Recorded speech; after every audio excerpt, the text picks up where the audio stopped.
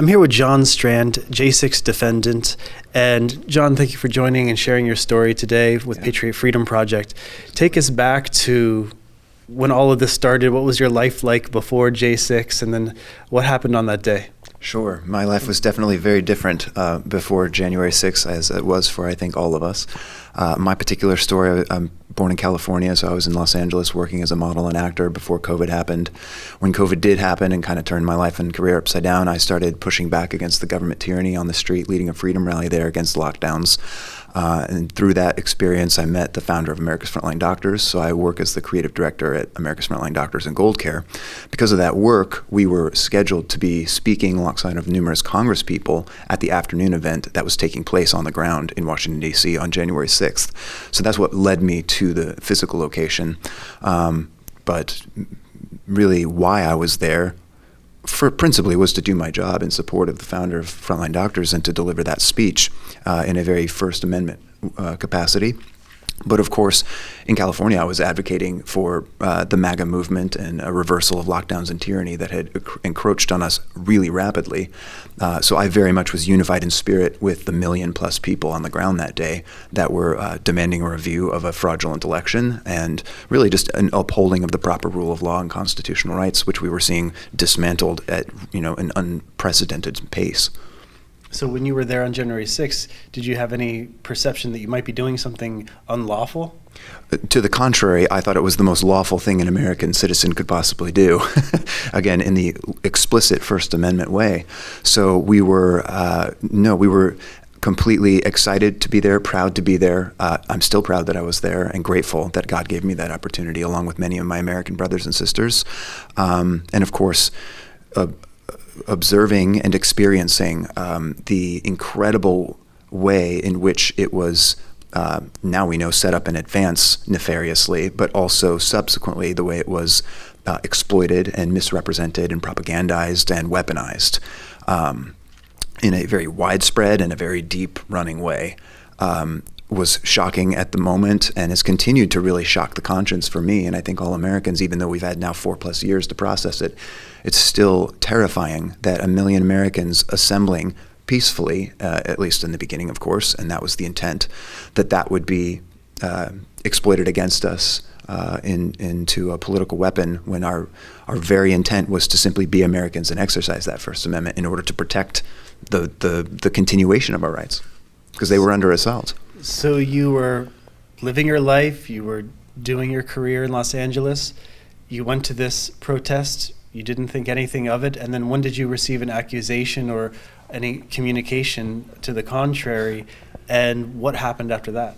Yeah, I always say that you don't typically expect criminals to hang out at the scene of the crime. They typically flee once they've achieved their objective. So I think it's ironic that after I completed my crime, I literally stood on the steps of the Capitol building for another hour hanging out, chit-chatting, and thanking cops as they left.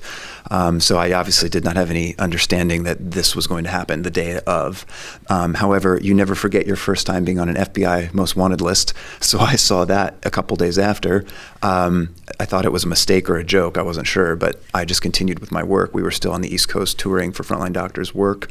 And then it was 12 days later on Martin Luther King Jr. Day, January 18th, back in Los Angeles, that out of nowhere with no warning, our work apartment in downtown Beverly Hills was assaulted by 20 officers in tactical gear and machine guns and red laser dots, on my chest, and literally a battering ram that splintered the door. Like a scene out of a violent movie. It was awful. But why did they knock down your door? Why didn't they just knock? That's not the FBI's way. So it's certainly not the FBI SWAT team terrorism way. I've publicly acknowledged the FBI has essentially become a terrorist organization, and I don't just use that as a phrase. That's how they've behaved, and consistently for some time. Of course, Kash Patel and President Trump's administration is hopefully working to curb that, but there's a lot more work that needs to be done, as you know. So, the entire federal government, and especially the FBI, was weaponized to terrorize American citizens, for a very fascist intention of scaring people and silencing them. I can only imagine having a crew show up and beat down your door and point weapons at you, that is extremely traumatizing. So what happened after that? So with the legal process, the journey, did you end up going to prison? What happened after that? So the process is the punishment, as they say, and that was certainly true here in a myriad of ways. For one thing, there were so many abridgments of basic civil rights and due process. It would take a long time to go through them all. An example is that, first of all, I was violently raided and arrested in that way I just mentioned, and then it was disappeared for 4 straight days. No one knew where I was. My colleague and co-defendant who was arrested with me, my parents, my family, no one knew where I was for 4 days. They had to hire a private investigator to get the government to divulge the information, and then they eventually dumped me on the street, and I got out. But that in and of itself is shocking. Yeah, they disappeared you. Yeah, no phone call, no word to my family. That alone should be deeply troubling to Americans. And then the abridgments just continued from there, with COVID restrictions preventing in-person arraignments. You don't have the immediacy of face-to-face interactions to understand what's happening, what the charges are against you.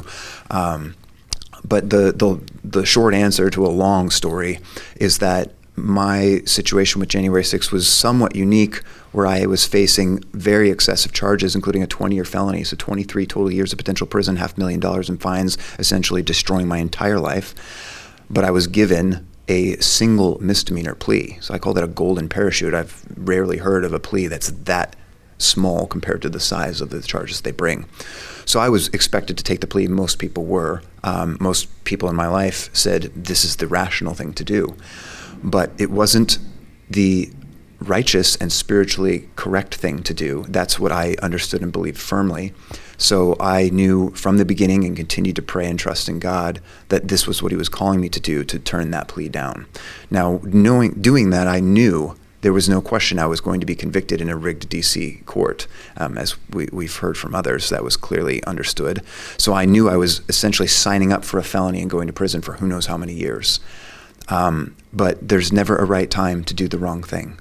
And God impressed that on my heart and said, if you trust in me to do what is right, I will provide what's necessary to bring you through this situation. So what happened next when you did not take that plea deal that seemed pretty sweet at the time, and probably friends and family just wanted you to take it? Absolutely.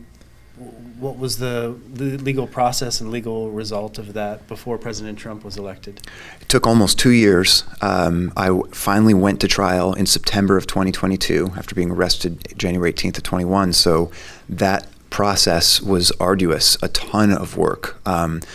I had an excellent, he's actually a private criminal defense attorney that was also selected for public assistance, but that I had additional private attorneys assisting with my case, and of course the entire organization behind me to try to put on a case, even though we knew we would be convicted anyway.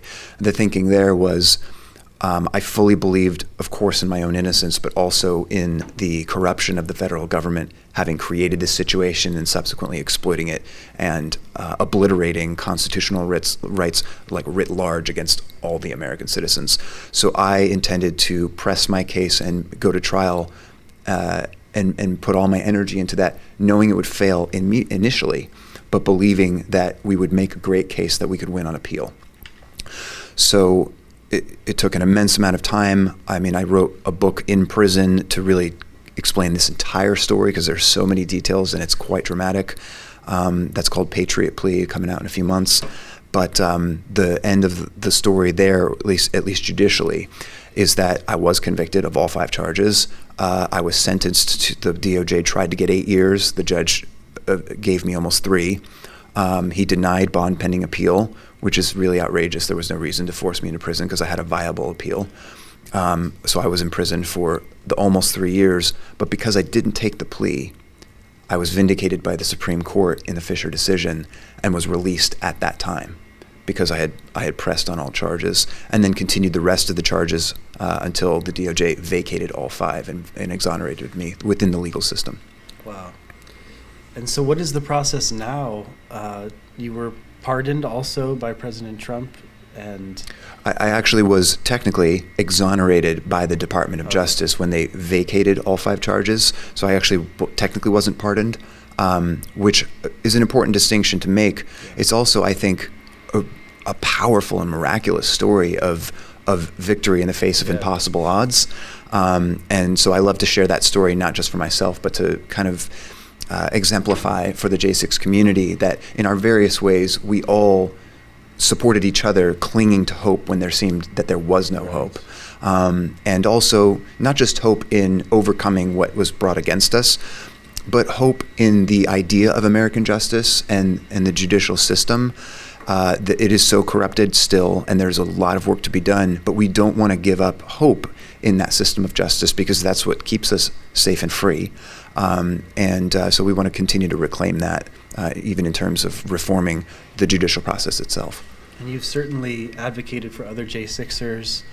And so what do you think needs to happen? What types of reform do you think is necessary? I know the list is really long and it would take a long time to lay it all out, but some of the high-level things that you think need to be done.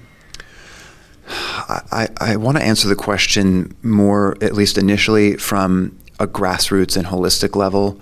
There are specific things that need to be done as quickly as possible in the government and at high levels of government.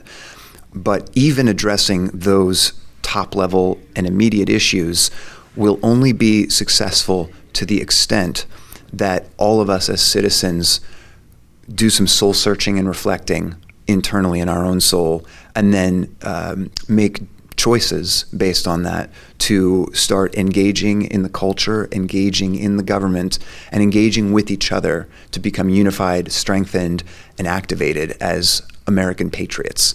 That's really the heart of the book that I wrote and the call that I'm trying to make to citizens. So that has to start really first or simultaneously with any specific government interventions or policy changes that we try to make. And I just say that because we will always get what we tolerate, and the government will always do whatever we allow them to do. So we need to stop accepting a lot of terrible things that the government is doing and start demanding, quite forcefully. And of course, I don't mean violently in that illegal sense, but I mean that we have to get a lot more serious and a lot more aggressive than we have been for a large period of time. And of course, there is the wise and appropriate way to do that. So we do need to have the courage to fight as patriots. We also need to have the wisdom to lead as godly men and women and leaders of ourselves, of our families, of our community, and then at whatever levels God calls us into. So policy-wise, the judicial system has a lot of problems. To pick one major issue, I would say that there's no accountability, practically speaking, in the judicial system. And if you don't have accountability, if there are not consequences for negative actions, you will simply get more negative actions, and they'll grow and get worse.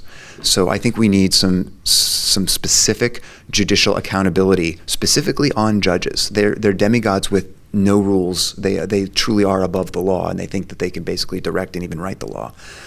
So that judicial activism is unrestrained, and that is, the Founding Fathers were actually very explicit on warning of this. They were very worried about the danger of a judiciary and where it could go. Someone made a comment earlier today about the co-equal branches of government.